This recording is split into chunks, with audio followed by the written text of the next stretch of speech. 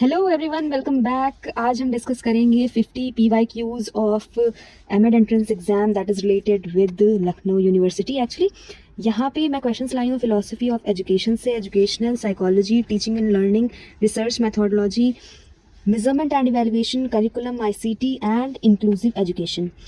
और without any delay let's start this. जैसे कि सिलेबस वाले वीडियो में काफ़ी अच्छा रिस्पॉन्स आया और सबने बताया कि उनको क्लासेस चाहिए, तो मैं ले आई हूँ क्वेश्चंस आपके लिए। इस क्वेश्चंस को आप पहले पढ़ लीजिए, उसके बाद इसको आप आंसर करने की कोशिश करिए, फिर इसका एक्सप्लेनेशन को भी रीड कर लीजिए। बेस्ट वे यही होता है आपको PYQ सॉल्व करने का। First question on your screen is from the philosophy of education subject. Who is regarded as the father of naturalism in education? शिक्षा में प्रकृतिवाद का जनक किसे माना जाता है? Correct answer of this question will be Rousseau को माना जाता है। रूसो ने किताब लिखी थी Emile in the year 1762 which led the foundation of the naturalistic education. Rousseau की पुस्तक एमिल 1762 की प्रकृतिवादी शिक्षा की नींव रखी गई थी। उनका मानना था कि बच्चों को पुस्तकों के बजाय प्रकृति और प्रत्यक्ष अनुभव से सीखना चाहिए। उनका प्रसिद्ध कथन था कि प्रकृति का अनुसरण करो, कठोर कृत्रिम शिक्षा का विरोध करता था। इसलिए रूसो को शिक्षा में प्रकृतिवाद का मान्यता प्राप्त संस्थापक भी माना जाता है। His famous line was follow nature, oppose rigid and artificial schooling. Keywords पे आपको डेफिनेटली ध्यान देना है, इन्हीं से ही आपके MCQs सॉल्व होंगे। Next is, which philosophy believes that reality is fundamentally spiritual and education should develop moral character? कौन सा दर्शन मानता है कि वास्तविकता मूलतः आध्यात्मिक है और शिक्षा को नैतिक चरित्र विकसित करना चाहिए? Options are pragmatism, idealism, realism, existentialism. प्रयोजनवाद, आदर्शवाद, यथार्थवाद, अस्तित्ववाद. Correct answer of this question will be आदर्शवाद. Idealism, it holds the ultimate reality is mental and spiritual, not physical. आदर्शवाद मानता है कि परम जो वास्तविकता होती है वो भौतिक नहीं होती, बल्कि वह मानसिक और आध्यात्मिक होती है। यह भौतिक वस्तुओं की तुलना में विचारों, मूल्यों और आदर्शों पर बल देता है। आदर्शवाद के अनुसार शिक्षा को चरित्र, नैतिकता और आत्म साक्षात्कार का निर्माण करना चाहिए, ये मानता है। एजुकेशन पर idealism, it should be build with character, morality and with the self realisation. Teachers are more were seen as the moral guides in this who transmit the eternal values to the students. Let's move on to the next. Philosophy of education से ही question है। Question is, education is the process of living through a continuous reconstruction of experience is stated by. यह कथन किसके द्वारा दिया गया है? शिक्षा अनुभव के निरंतर पुनर्निर्माण के माध्यम से जीने की प्रक्रिया है। Options are John Dewey, Aristotle, Gandhi, Tagore. And the correct answer of this question will be John Dewey. John Dewey को ने ये कथन दिया था। This is a well known definition which was given by the John Dewey. And ये किसके pioneer हैं? Pragmatism के हैं। John Dewey he said that education not as a preparation for life but as life itself. Dewey ने शिक्षा को जीवन की तैयारी नहीं बल्कि स्वयं ही जीवन माना था।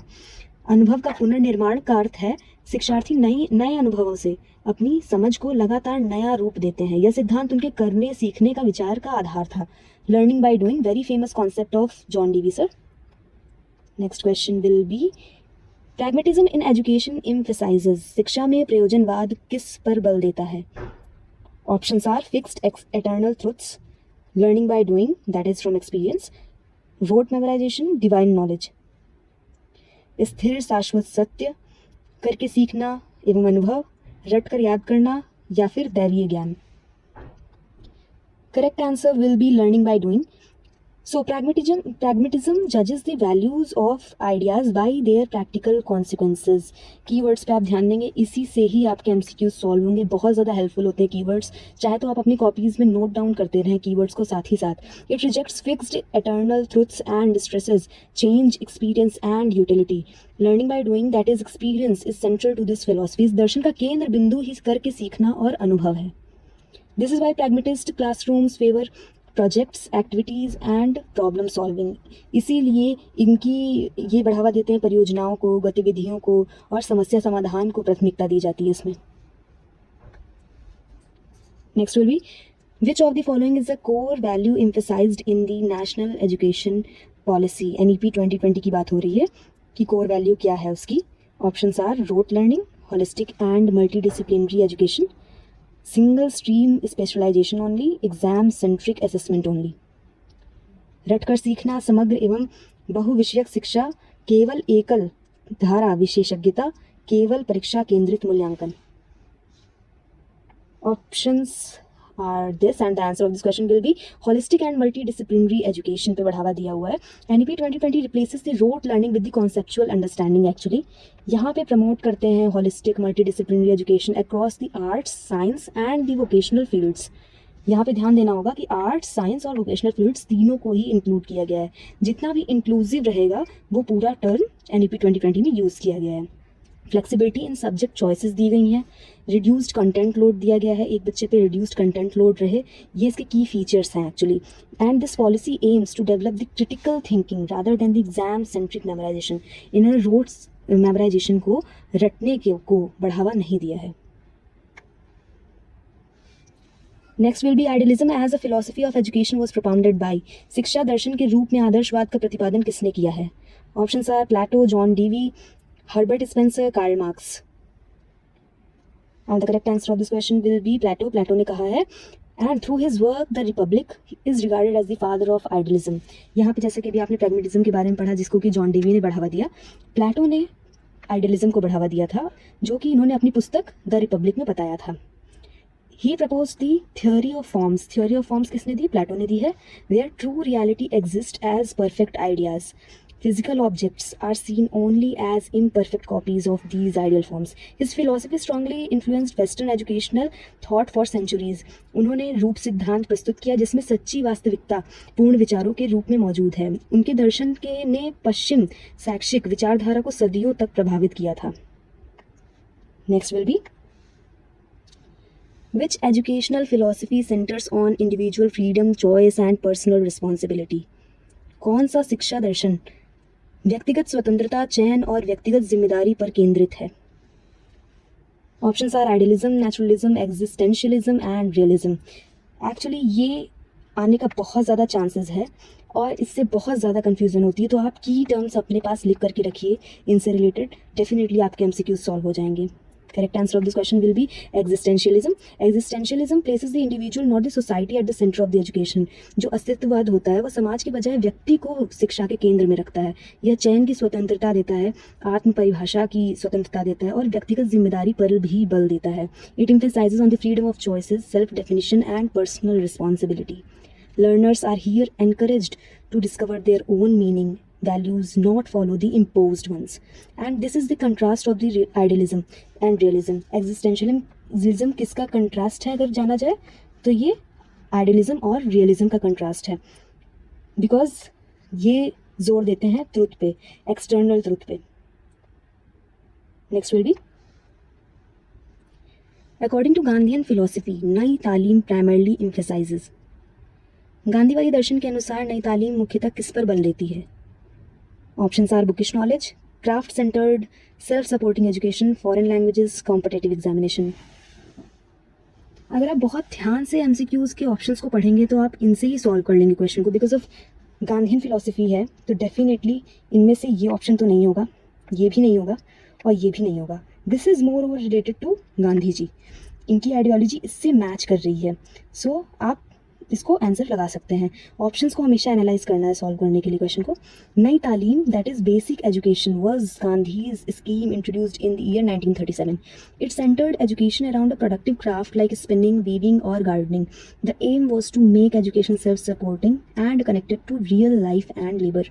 And this rejected the bookish exam oriented schooling in favour of the learning through work. इसमें शिक्षा को कताई, बुनाई और बागवानी जैसे उत्पादक शिल्प के इर्द गिर्द तक ही केंद्रित किया गया था. मीन्स ये शिक्षा को और ज़्यादा डाइवर्सिफाइड किया जा रहा है, सिर्फ बुक तक नहीं, बुक से भी ज़्यादा होती है, ऐसा बताया इन्होंने नई तालीम के द्वारा, जो कि 1937 में शुरू की गई थी. Next question will B from the educational psychology, that is who developed the theory of multiple intelligences. काफ़ी बार आपने पढ़ा होगा, ये जस्ट रिवीजन है आपका. हार्वर्ड गार्डनर, जीन पियाजे, BF स्किनर, चार्ल्स स्पेयरमैन. बहुबुद्धि सिद्धांत का विकास किसने किया था? तो बहुबुद्धि सिद्धांत हार्वर्ड गार्डनर के द्वारा दिया गया है. And he propose this theory in the year 1983. He identified multiple independent intelligences, that is linguistic, logical, spatial, musical, etc., not just the IQ, that is intelligent quotient. This challenged the traditional single factor view of intelligence. It strongly influenced differentiated teaching that caters to varied student strengths. इसने बुद्धि के पारंपरिक एकल कारक दृष्टिकोण को actually चुनौती दी थी. उन्होंने केवल एक IQ के बजाय कई स्वतंत्र बुद्धियों जैसे कि भाषिक, तार्किक, स्थानिक, संगीतात्मक आदि की पहचान की थी. और इन्होंने सिद्धांत 1983 में दिया था, जैसा कि मैंने बताया. पुस्तक का नाम था फ्रेम्स ऑफ माइंड. इसने विभिन्न छात्र क्षमताओं के अनुरूप विभेदित शिक्षण को भी प्रभावित किया था. आप पुस्तकों के नाम को भी एक साइड लिख सकते हैं जिससे कि आप लास्ट में रिवीजन कर सकें इनका. Piaget's stage of cognitive development during which abstract logical thinking develops is called. पियाजे के संज्ञात्मक विकास की यह वह व्यवस्था जिसमें अमूर्त तार्किक चिंतन विकसित होती है क्या कहलाती है. Stages names are given here, that is sensory motor stage, pre-operational stage, concrete operational stage, formal operational stage. ये पियाजे की 4 stages के नाम हैं. And the correct answer of this question will be formal operational stage. Piaget proposed 4 stages, that is sensory motor, pre-operational, concrete operational and formal operational. Even ये topic net के purpose से भी बहुत इंपॉर्टेंट है आपके. अगर आप नेट प्लान कर रहे हैं तो नेट के पर्पज से भी बहुत इंपॉर्टेंट है और ऐसे क्वेश्चंस को रिपीट किया जाता है.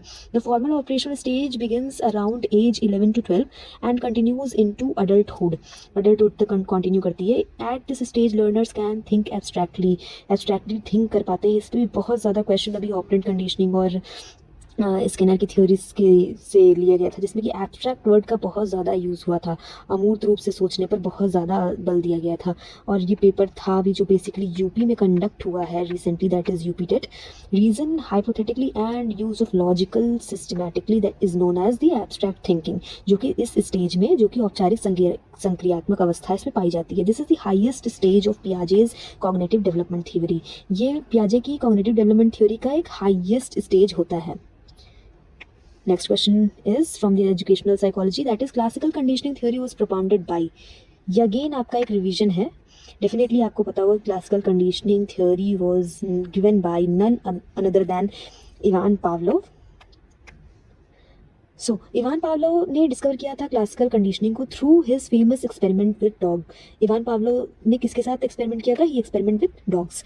ही पेयर्ड अ न्यूट्रल स्टिमुलस जो कि एक बेल थी, विद एन अनकंडीशनड स्टिमुलस जो कि फूड था, to produce a learned response. एक लर्न रिस्पॉन्स को प्रोड्यूस करने के लिए न्यूट्रल स्टिमुलस जो कि एक बेल थी और अनकंडीशनड स्टिमुलस फूड को यूज़ किया गया था. Eventually bell alone triggered salivation. Doggy को बेल से ही सैलिवेशन होने लगता था, उसकी लार टपकने लगती थी, जो कि कंडीशनड रिस्पॉन्स कहा गया था. आपसे इसमें अनकंडीशनड स्टिमुलस क्या था, न्यूट्रल स्टिमुलस क्या था और कंडीशनड रिस्पॉन्स क्या था, जो कि यहाँ पे सैलिवेशन है, ये पूछा जा सकता है. This led the foundation of the behaviourist learning theory in psychology. तो ये किससे संबंधित हो गए? ये व्यवहारवादी से संबंधित हो गए. इवान पावलोव व्यवहारवादी थे. Next question will B Thorndike's law, which states that a satisfying connection strengthens a response is known as. Thorndike का वह नियम जो कहता है कि संतोषजनक संबंध अनुक्रिया को मजबूत करता है, यह कहलाता है. Options are law of readiness, law of exercise, law of effect, law of recency. तत्परता का नियम, अभ्यास का नियम, प्रभाव का नियम, निकटता का नियम. Correct answer of this question will B law of effect. Thorndike ने प्रपोज की थी 3 लॉज जो कि है रेडीनेस, एक्सरसाइज एंड इफेक्ट. इसमें से लॉ ऑफ इफेक्ट यहाँ पे आंसर है आपका. लॉ ऑफ इफेक्ट ये स्टेट करता है that responses followed by the satisfaction are strengthened, responses followed by the discomfort और अनोयंस आर वीकेंड. जिन अनुक्रियाओं के बाद असुविधा या नाराजगी होती है वे अक्सर कमज़ोर हो जाती हैं. This principle became foundational for later reinforcement based learning theories. ये प्रिंसिपल एक फाउंडेशनल स्टोन बना था लेटर ऑन जो भी रीइंफोर्समेंट यानी कि सुदृढ़ीकरण की आधारित अधिगम के जो भी सिद्धांत आए थे उनको आगे चल कर ये फाउंडेशन बना हुआ था. Next question is Vygotsky's concept describing the gap between what a learner can do alone and with guidance is called. So Vygotsky की वह अवधारणा जो अकेले करने और मार्गदर्शन से करने की क्षमता के अंतर को दर्शाती है ये क्या कहलाती है? Options are schema, zone of proximal development that is ZPD. So this is correct answer only. Object permanence और कंजर्वेशन भी थे ऑप्शंस में, बट हमारा करेक्ट आंसर यही है. वाइगॉट्स्की ने डिफाइन किया ZPD को, जिसे कि हम जोन ऑफ प्रॉक्सिमल डेवलपमेंट के नाम से जानते हैं, as the gap between the independent and guided performance. एक गैप के तौर पे इसको दर्शाया गया है, मार्गदर्शित प्रदर्शन के बीच का अंतर है ये, स्वतंत्रता और मार्गदर्शित प्रदर्शन के बीच का ये एक अंतर है। यह उन कार्यों को दर्शाता है जैसे कि शिक्षार्थी अकेले ही नहीं कर सकता, लेकिन सहायता से वह सारे कार्य जो कि वो अकेले नहीं कर पा रहा है वो कर सकता है। शिक्षक या साथी द्वारा दी गई स्कैफोल्डिंग को किसने बताया है? वाइगॉट्स्की ने बताया हुआ है, को इस क्षेत्र से गुजरने में मदद करता है। ZPD से गुजरने में आपको क्या मदद करता है? आपको स्कैफोल्डिंग मदद करता है। डेफिनेटली ये कॉन्सेप्ट बहुत इंपॉर्टेंट है स्कैफोल्डिंग का। ZPD is the central to Vygotsky social constructivist theory of learning.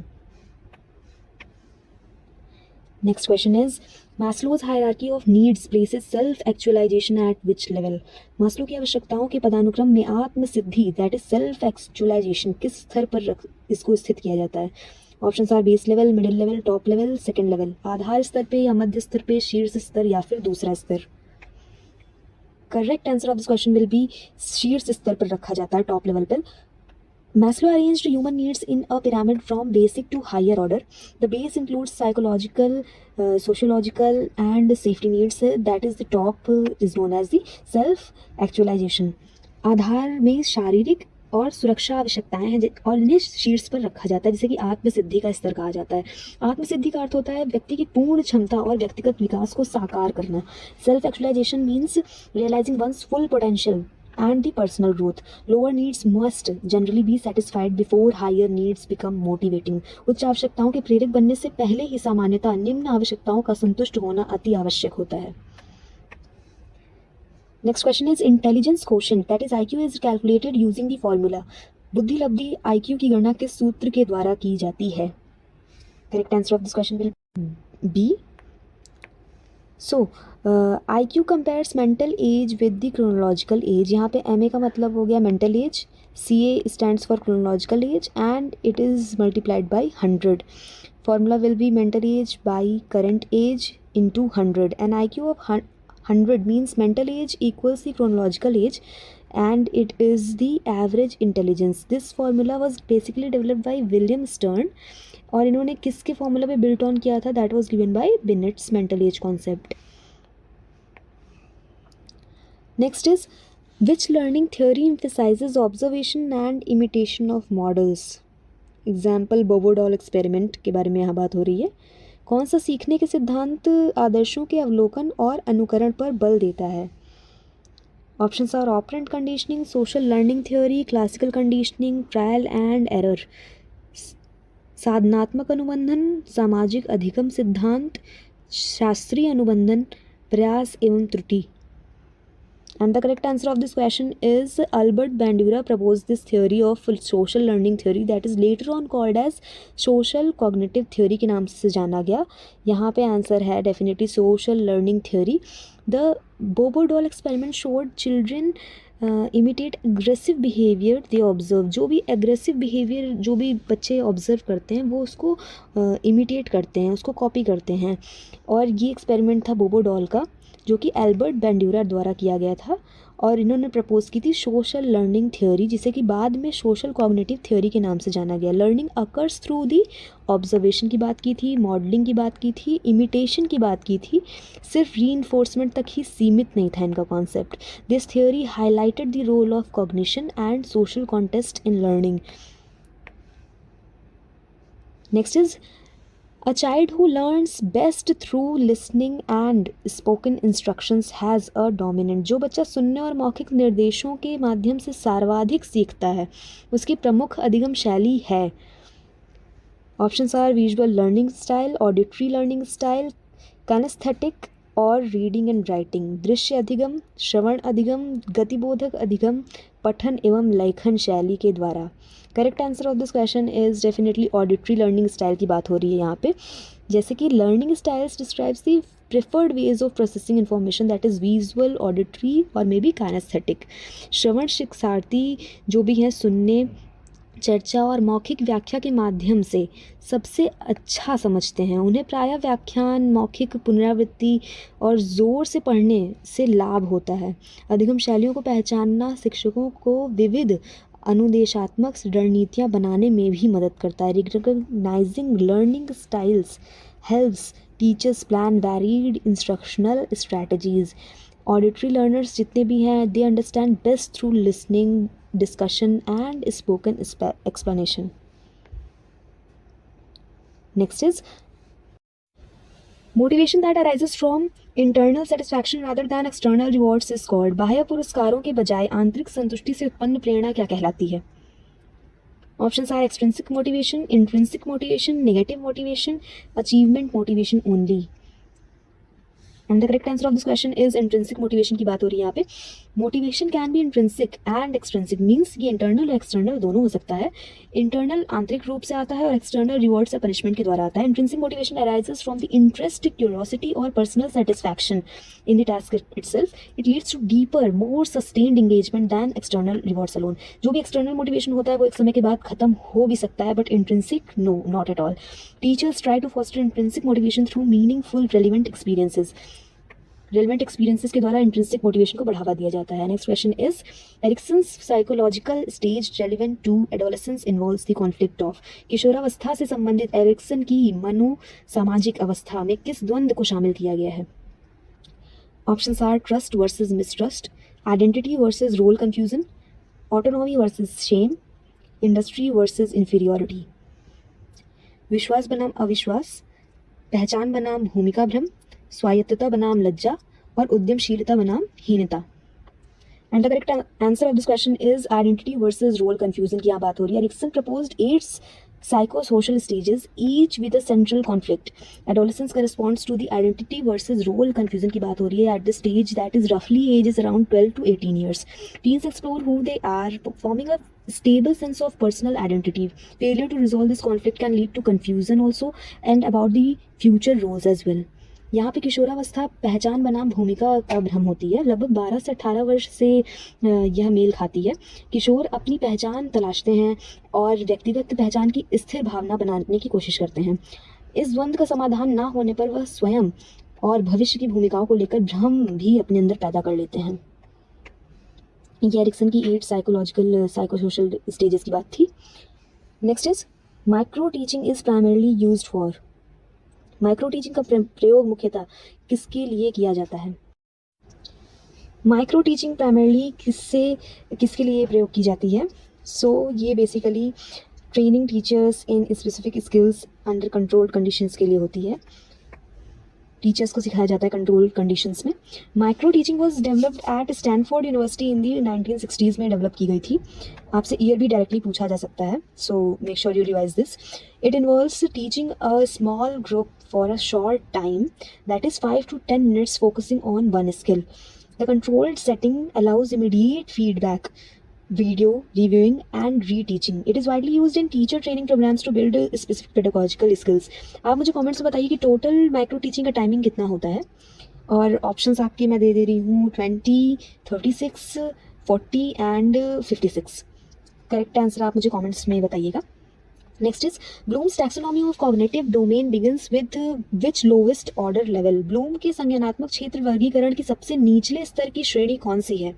Options are evaluation, knowledge, remembering, synthesis, application.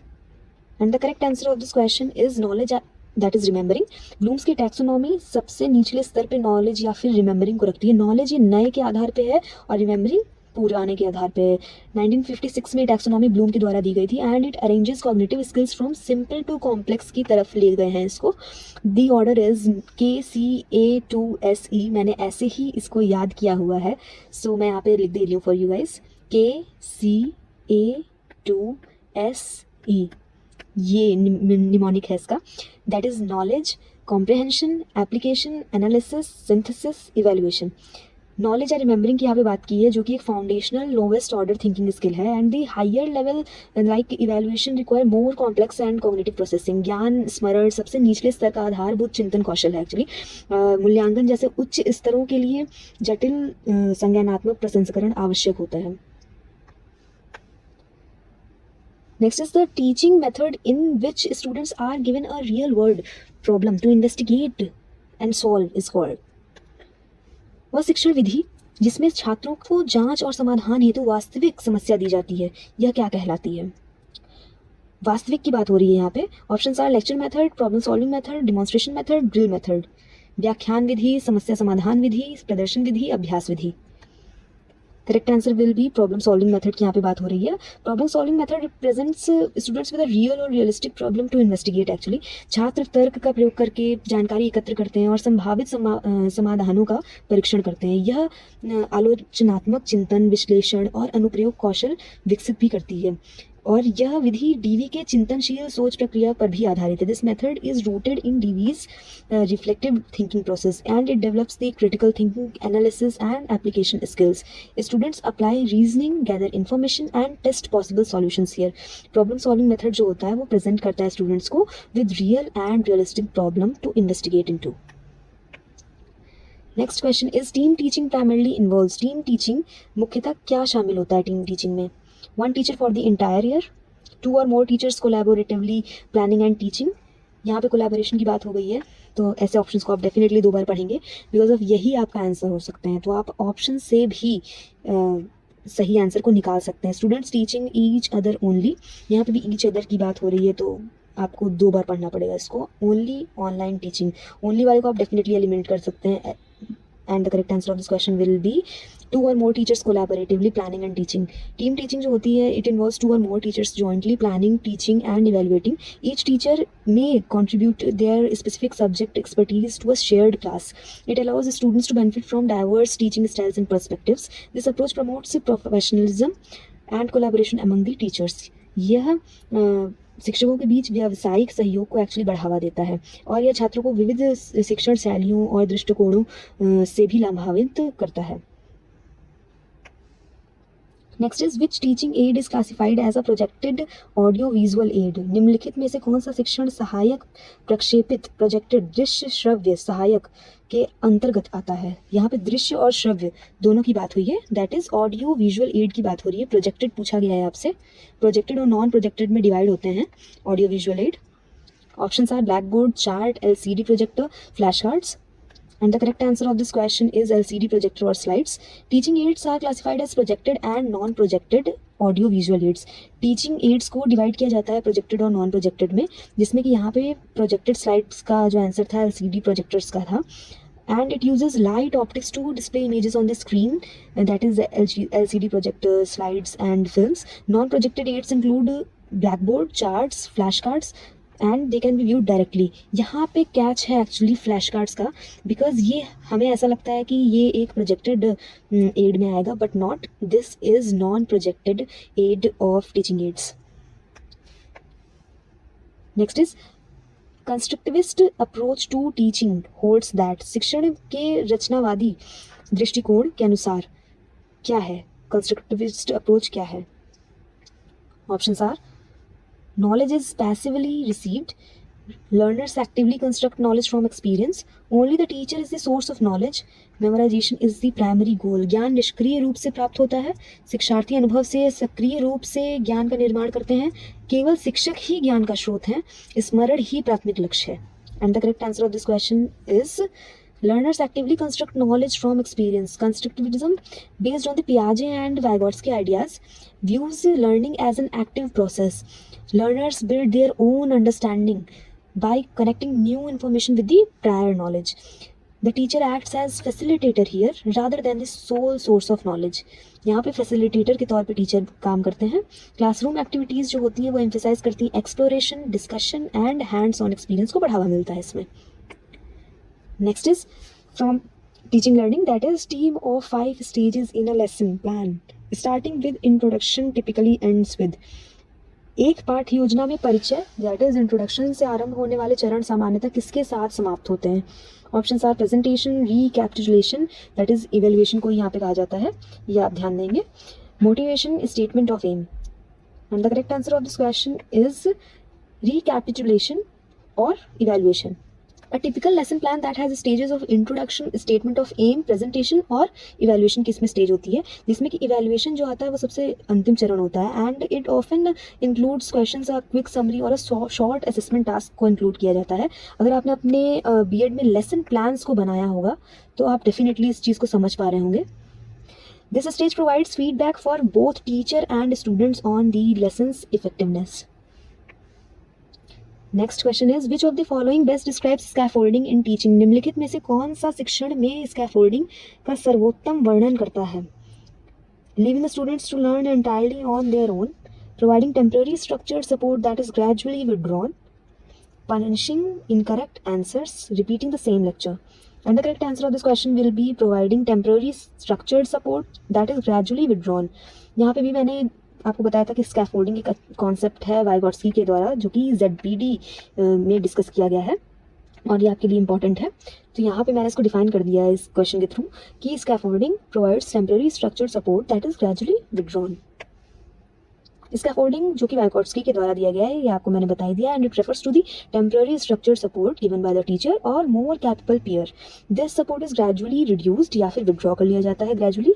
And the goal is to help learners accomplish task slightly beyond their current ability. अपनी current ability से आगे learners task को perform कर पाए, इसलिए ये support दिया जाता है. और जब वो टास्क परफॉर्म कर लेता है तो उसको ग्रेजुअली विथड्रॉन कर लिया जाता है.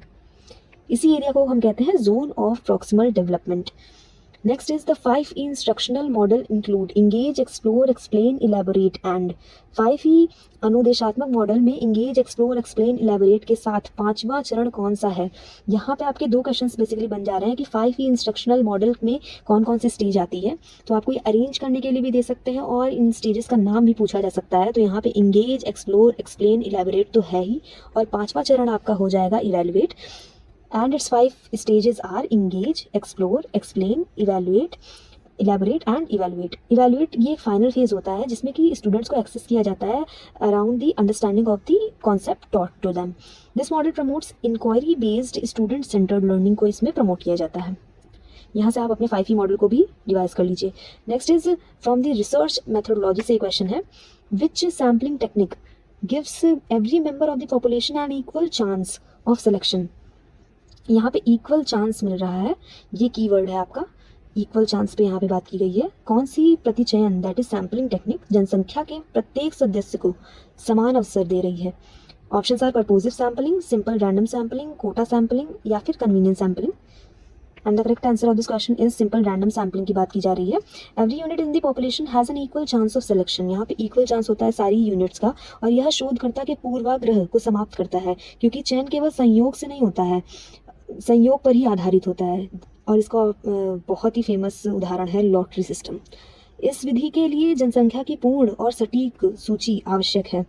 This method requires a complete and accurate list of the population and it is considered the most representative basic sampling technique. Basic sampling technique के नाम से इसको जाना जाता है. Next is the hypothesis that states there is no significant difference और relationship is called. यह परिकल्पना, वह परिकल्पना जो यह कहती है कि महत्वपूर्ण अंतर या संबंध नहीं है, वह क्या कहलाती है? यहाँ पे बेसिकली नल हाइपोथेसिस की बात हो रही है, शून्य परिकल्पना की बात हो रही है. नल हाइपोथेसिस जिसे कि हम HO या फिर आप इसको पढ़ सकते हैं H0 states there is no significant difference or relationship between variables. It is the default assumption. ये डिफॉल्ट assumption है that a researcher test against using statistical methods. If the data shows a significant effect, the null hypothesis is rejected and the alternative hypothesis is accepted when the null hypothesis is rejected. इसको बहुत ध्यान से आप पढ़ेंगे. This is very important for you, क्योंकि यहाँ से भी आपका एक क्वेश्चन फ्रेम हो सकता है. यदि आंकड़े महत्वपूर्ण प्रभाव दिखाते हैं तो शून्य परिकल्पना को अस्वीकार कर दिया जाता है, और शून्य परिकल्पना अस्वीकृत होने पर वैकल्पिक परिकल्पना स्वीकार की जाती है. मीन्स नल अगर आपकी रिजेक्ट होगी तो डेफिनेटली अल्टरनेट अप्रूव हो जाएगी. Next is which research method involves in depth study of a single individual group और इवेंट. कौन सी शोध विधि किसी एक व्यक्ति, समूह या घटना के गहन अध्ययन को शामिल करती है? Options are survey method, case study method, experimental method, ex post facto method. सर्वेक्षण विधि, व्यक्तिगत अध्ययन विधि, प्रायोगिक विधि या एक्स पोस्ट फैक्टो विधि. And the correct answer of this question is case study की यहाँ पे बात हो रही है. Case study method involves in depth में बात करता है इसको, एक ही सिंगल टॉपिक पे जब आप कोई इन डेप्थ स्टडी करते हैं तो उसको केस स्टडी कहते हैं. The unit can be an individual, group, institution और event. It uses multiple data sources, interviews, observation, documents for rich understanding के लिए इनका यूज़ किया जाता है। This method is common in educational and social science researches for exploring complex phenomena को explore करने के लिए सोशल साइंस में एक कॉमन मेथड है जो कि केस स्टडी मेथड है, जो कि डीपर अंडरस्टैंडिंग्स के लिए यूज़ किया जाता है। Next question is again from the research methodology.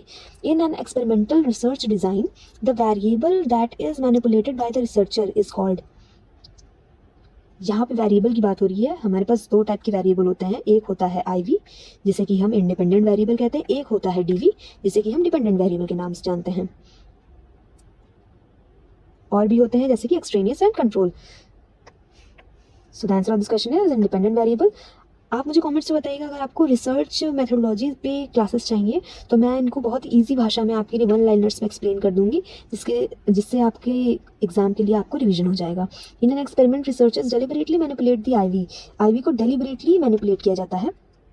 The independent variable is measured to see how it responds to this manipulation. For example, teaching method independent affects student achievement and that is dependent. यहाँ पे teaching method को independent माना गया है, जो कि आपके DV, जो कि यहाँ पे है स्टूडेंट का अचीवमेंट। DV क्या हो जाएगा यहाँ पे आपका स्टूडेंट का achievement. Controlling extraneous variables ensures the observed effect is genuine. उदाहरण के लिए शिक्षण विधि जो कि एक स्वतंत्र चर है, छात्र की उपलब्धियां जो कि एक आश्रित चर है उसको प्रभावित करती है। बाह्य चरों को नियंत्रित करना या सुनिश्चित करना को देख प्रभाव वास्तविक है कि नहीं है। Next is action research in education is primarily conducted to. शिक्षा में क्रियात्मक अनुसंधान जो कि एक्शन रिसर्च है मुख्यतः किस उद्देश्य से किया जाता है। Options are publish in international journals only, solve an immediate practical classroom problem, develop new educational theories, replace all quantitative research, केवल अंतर्राष्ट्रीय जर्नल में प्रकाशन हेतु, तत्कालीन व्यवहारिक कक्षा समस्या या समाधान करने हेतु, नए शैक्षिक सिद्धांत विकसित करने हेतु, सभी मात्रात्मक शोध को प्रतिपादित करने हेतु। And the correct answer of this question is solve an immediate practical classroom problem के लिए इसको यूज किया जाता है एक्शन रिसर्च को। Action research is practitioner led research conducted by the teachers in their own classroom. ये own classroom में की जाती है, this is very important. It's main aim is to solve an immediate specific practical problem in teaching learning. It follows a cyclic process, एक cyclic process है जो कि है plan, act, observe and reflect. यही आपका रिपीट होता रहता है, plan, act, observe and reflect. Unlike formal research, its findings are context specific rather than the widely generalizable. Next is which of these is a tool for qualitative data collection? निम्नलिखित में से कौन सा गुणात्मक जो कि क्वालिटेटिव आंकड़ा संग्रहण का उपकरण है। Options are standardised achievement test, semi structured interview, rating scale with numeric scores, statistical inventory. And the correct answer is अर्ध संरक्षित साक्षात्कार, semi structured interview. Qualitative research collects non-numeric data to understand meanings, experiences, and perspectives. Semi-structured interviews allow flexible, open-ended conversation guided by the set themes. This contrasts with standardized tests and rating scales, which produce quantitative data. Semi-structured interviews are widely used to explore attitudes and beliefs in depth. The correlation coefficient value that indicates a perfect positive relationship is, यहाँ पे perfect positive relationship की बात हो रही है तो definitely यहाँ पे ऑप्शंस में माइनस जो लगे वो तो डेफिनेटली हट जाएंगे। 0 नो कोरिलेशन की बात कर रहा है, प्लस में 2 ही ऑप्शन है जिसमें कि 1 आपका करेक्ट आंसर हो जाएगा। The correlation coefficient ranges from -1 to +1 में कोरिलेशन कोफिशिएंट की रेंज होती है। ये भी आपसे क्वेश्चन पूछा जा सकता है जिसमें कि +1 जो इंडिकेट करता है वो एक परफेक्ट पॉजिटिव रिलेशनशिप को इंडिकेट करता है। As one variable increases so does the other. -1 जो इंडिकेट करता है एक परफेक्ट नेगेटिव रिलेशनशिप को इंडिकेट करता है और 0 इंडिकेट्स लीनियर रिलेशनशिप। 0 जो है वो लीनियर को रिप्रेजेंट करता है, -1 जो है वो नेगेटिव को रिप्रेजेंट करता है और प्लस जो है वो पॉजिटिव कोरिलेशन को रिप्रेजेंट करता है। Correlation overall it ranges from -1 to +1 and in practice perfect correlation is from +1 और -1 and are extremely rare in real data. मतलब +1 दैट इज परफेक्ट कोरिलेशन एक रेयर फेनोमेना है। Next is a review of related literature in a research study is primarily done to. किसी शोध अध्ययन से संबंधित साहित्य की समीक्षा मुख्यतः किस उद्देश्य से की जाती है। Options are increase the word count of the report, identify research gaps and avoid duplication, replace the need for data collection, finalise the conclusion in advance. Report की शब्द संख्या बढ़ाने के लिए, शोध अंतराल की पहचान करने और पुनरावृत्ति से बचने के लिए, आंकड़ा संग्रहण की आवश्यकता को समाप्त करने के लिए, निष्कर्ष को पहले से अंतिम रूप देने के लिए। And the correct answer is शोध अंतराल, जो कि गैप्स की पहचान करने और पुनरावृत्ति से बचने के लिए होती है। Review of related literature explains previous studies on the research topics, it helps identify the gaps that our current study can address, it prevents unnecessary duplication of research already done by the others. यह पहले से किए गए शोध की अनावश्यक पुनरावृत्ति को रोकने के लिए किया जाता है। Identification is very important step. It also helps refine the research question और चूज अप्रोप्रिएट मेथोलॉजी को चूज करने के लिए भी हेल्प करता है। Next is the extent to which a test measures what it claims to measure is called.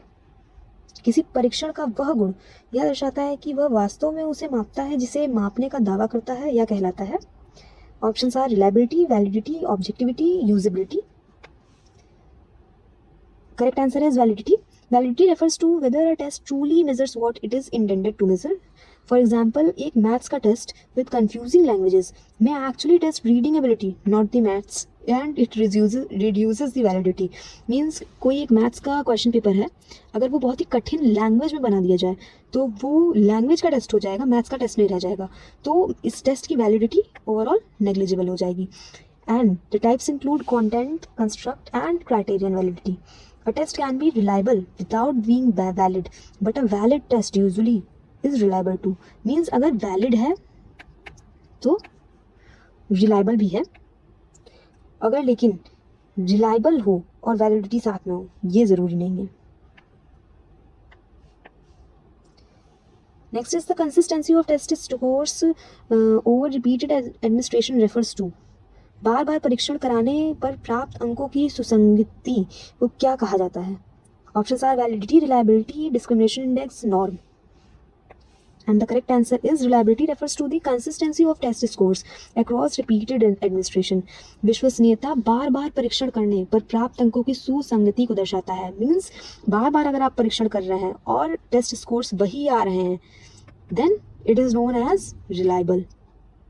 So a reliable test gives similar results when taken again under similar condition. Means conditions bar bar similar होनी चाहिए. So similarity is very important. Methods to check reliability include test, retest, split half and parallel forms. ये deeper understanding के लिए है। High reliability does not guarantee validity, but it is necessary condition for it. Next is continuous and comprehensive evaluation, that is CCE primarily aims at assessing. ये question measurement and evaluation से है। सतत एवं व्यापक मूल्यांकन CCE का मुख्य उद्देश्य किसका आकलन करना है?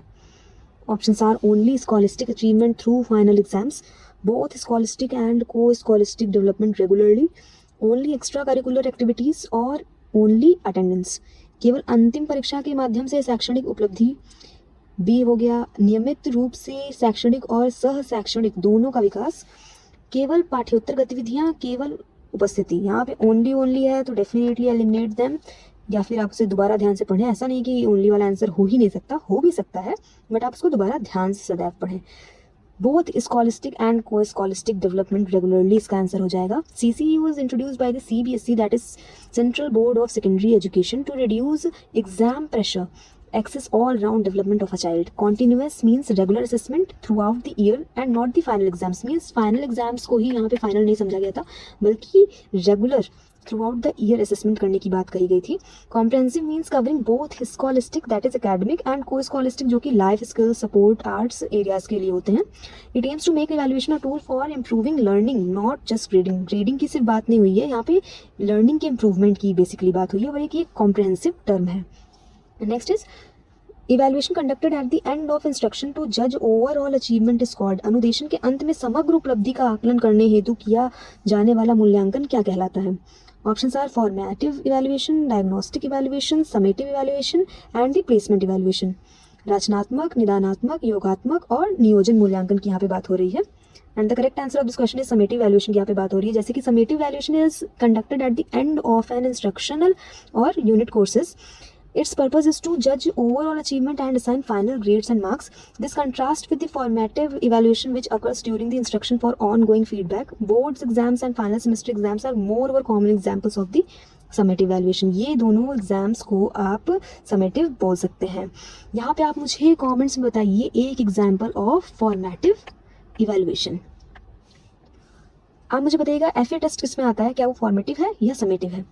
Next is the test in which an individual's performance is compared to a fixed standard rather than to a group is called.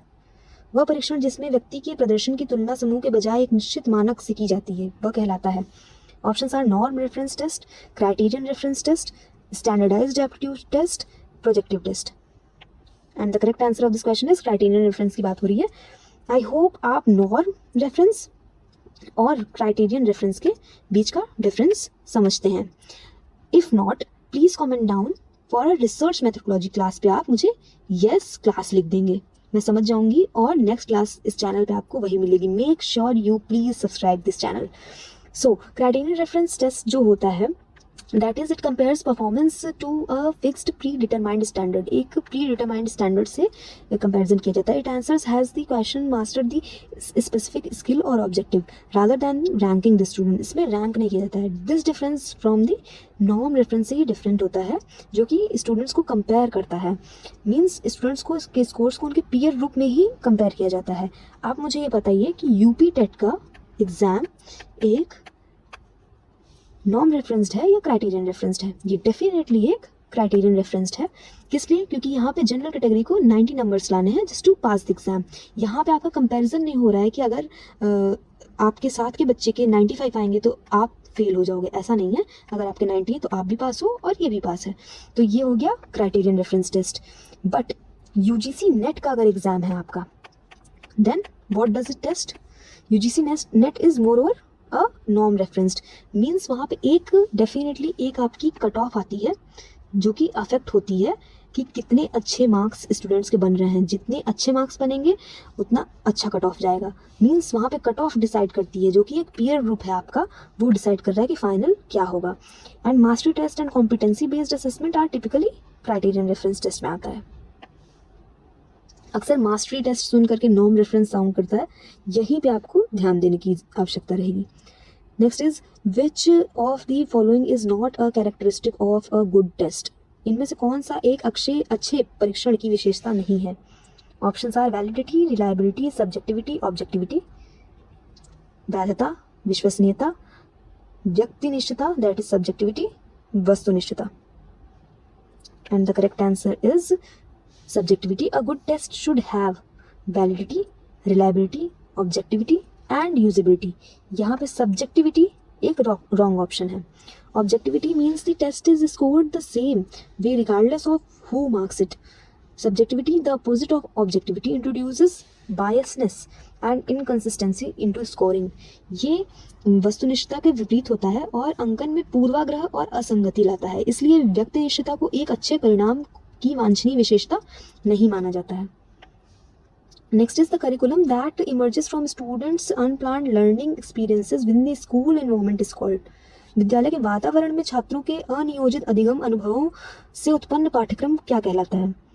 Options are core curriculum, hidden curriculum, spiral curriculum, correlated curriculum. And the correct answer is hidden curriculum. Hidden curriculum की बात की गई है and it refers to the unplanned lessons learn from the school's culture and environment. इसमें मूल्य, मानदंड, सामाजिक व्यवहार शामिल हैं जो पाठ्य पुस्तकों से नहीं बल्कि अप्रत्यक्ष रूप से ग्रहण किए जाते हैं. इसका उदाहरण हो गया जैसे कि अधिकार के प्रति आज्ञाकारिता, लैंगिक भूमिकाएं या सहकर्मी समूह का प्रभाव होना, obedience to authority, gender roles और पीयर ग्रुप इन्फ्लुएंस होना. It contrast with the formal या फिर एक्सप्लिसिट करिकुलम का ही कंट्रास्ट है that is officially planned and taught. Next question is from your curriculum. इससे पहले वाला भी था. A curriculum design in which topics are revisited at increasing levels of complexity over time is called. वह पाठ्यक्रम अभिकल्प जिसमें विषयों को समय के साथ बढ़ती जटिलता के स्तरों पर पुनः दोहराया जाता है या क्या कहलाता है? Options are core curriculum, spiral curriculum, broad fields curriculum, activity curriculum. मूल पाठ्यक्रम, स्पाइरल पाठ्यक्रम, व्यापक क्षेत्र पाठ्यक्रम, क्रियाकलाप पाठ्यक्रम। And the correct answer is the spiral curriculum concept was proposed by Jerome Bruner. यह जेरोम ब्रूनर के द्वारा दिया गया था। इसको आप डेफिनेटली मार्क कर लीजिए और अपनी कॉपीज में please note them down. Key topics are revisited multiple times across grade levels with increasing depth. Means key topics को grade levels means अगर आपने वही same topic 6th में पढ़ा हो और वही same topic 9th में पढ़ा होगा तो deeply उसे पढ़ाया जाता है with increasing depth. Each revisit builds on prior understanding, deepening conceptual mastery की जाती है. This design supports long term retention. ये long term retention होता है और progressive और cognitive development होता है इससे. Next is NEP 2020 recommends which structure to replace the earlier 10+2 school structure. NEP 2020 ने किसको रिप्लेस किया है? 10+2 स्ट्रक्चर को रिप्लेस किया है और नया स्ट्रक्चर क्या आया है? दैट इज 5+3+3+4, जिसमें कि 5 इयर्स का फाउंडेशनल है, फिर 3 इयर्स में प्रिपरेटरी है, देन मिडिल आ जाता है, फिर आपका सेकेंडरी स्टेज आ जाती है. This aligns schooling with children's cognitive development stages starting from age 3 कि 3 साल की एज से स्टार्ट हो जाता है. It brings early childhood education formally under the school education framework. जो अर्ली चाइल्डहुड एजुकेशन था उसको फॉर्मली ये स्कूल एजुकेशन के फ्रेमवर्क में ले आता है NEP 2020. Next is who is generally regarded as the pioneer of curriculum theory through the concept of Tyler's rationale. यहाँ पे Tyler's rationale की बात हो रही है कि यह अवधारणा के माध्यम से पाठ्यक्रम सिद्धांत का अग्रणी सामान्यतः किसे माना जाता है. जैसे कि यहाँ पे नेम में ही मेंशन कर दिया गया है Tyler, so answer will be Ralph Tyler. Ralph Tyler proposed Tyler's rationale in his 1949 book on curriculum development. It poses 4 key questions: purposes, experiences, organization, and evaluation of learning. This becomes a foundational objective-based model for curriculum design. Tyler is widely regarded as the father of modern curriculum theory के नाम इनको जाना जाता है. Next is यहाँ पे मैंने ICT के भी क्वेश्चंस को इंक्लूड किया हुआ है. स्वयं launched by the Government of India is primarily a platform for. Options are teacher recruitment, free online courses, school infrastructure funding, mid day meal scheme. ये बहुत ही अच्छा प्लेटफॉर्म है. अगर अभी तक आपने इसको चेकआउट नहीं किया है तो प्लीज़ चेकआउट करिए, आपको बहुत कुछ सीखने को यहाँ पे मिल सकता है. So Swayam that is study webs of active learning for young aspiring minds is a government initiative. Study webs of active learning for young aspiring minds. यह विद्यालय से स्नातकोत्तर स्तर तक निःशुल्क ऑनलाइन पाठ्यक्रमों जो कि मूक्स हैं, मैसिव ओपन ऑनलाइन कोर्सेज को प्रदान करता है. Courses are prepared bye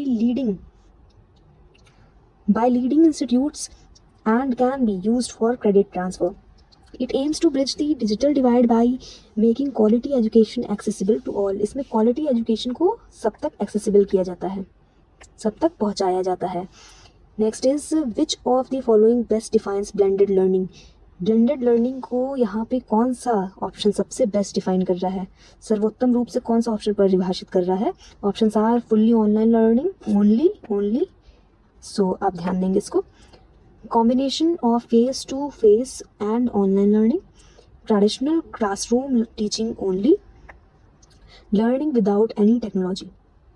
without कह दिया है यहाँ पे and the correct answer of this question will be. So combination of face-to-face and online instruction. Blended learning combines traditional face-to-face teaching with online instructions. It leverages the strengths of both personal interaction और digital flexibility, दोनों को include किया जाता है. Common models include flipped classroom, station, rotation and flex models. It has grown significantly as schools integrate technology into everyday teaching. विद्यालयों द्वारा प्रौद्योगिकी को दैनिक शिक्षण में शामिल करने से इसमें उल्लेखनीय वृद्धि हुई है. सामान्य मॉडलों में इसको फ्लिप्ड क्लासरूम, स्टेशन रोटेशन और फ्लेक्स मॉडल के नाम से भी जाना जाता है. आप इन टर्म्स को भी डेफिनेटली याद रखेंगे बिकॉज आपके एग्जाम में इन टर्म्स को देकर के भी ये क्वेश्चन पूछा जा सकता है. Next question is from inclusive education. The rights of persons with disabilities act was passed by the Indian parliament in the year. दिव्यांग जनक अधिकार अधिनियम RPWD एक्ट भारतीय संसद द्वारा किस वर्ष में पारित किया गया है? Options are 2009, 2016, 2020 and 1995.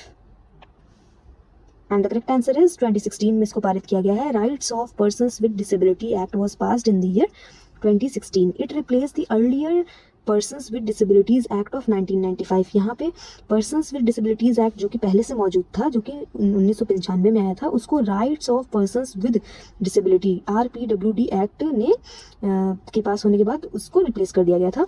It expanded the number of recognised disabilities from 7 to 21 categories. The act mandates accessibility and inclusive education for persons with disabilities. Next is inclusive education primarily aims to, समावेशी शिक्षा का मुख्य उद्देश्य क्या है? Segregate children with disabilities into special schools only. Educate all children including those with disabilities together in mainstream schools. Exclude children with learning difficulties. Focus only on gifted children. दिव्यांग बच्चों को केवल विशेष विद्यालयों में ही अलग पढ़ाना, दिव्यांग बच्चों सहित सभी बच्चों को मुख्य धारा के विद्यालयों में एक साथ शिक्षित करना। And the correct answer will be B only. So, inclusive education means educating all children together in the same mainstream classroom. It values diversity and adapts teaching to meet varied learning needs. समावेशी शिक्षा का अर्थ है कि सभी बच्चों को एक ही मुख्य धारा की कक्षा में एक साथ शिक्षित करना। यह विविधता को महत्व देती है और विभिन्न अधिगम आवश्यकताओं को पूरा करने हेतु शिक्षण को अनुकूलित करती है। यह पृथक्करण को बढ़ावा नहीं देती है, इसका बहिष्कार करती है। मीन्स सेग्रीगेशन को बढ़ावा नहीं देती है, इसका बहिष्कार करती है। The approach promotes equal opportunity, social integration and reduces stigma. ये रूढ़िवादिता को और कम करती है और सामाजिक एकीकरण को बढ़ावा देती है, समान अवसर और सामाजिक एकीकरण को बढ़ावा देती है। So now we come to the end. All the very best for your exam. I will be coming with the part 2।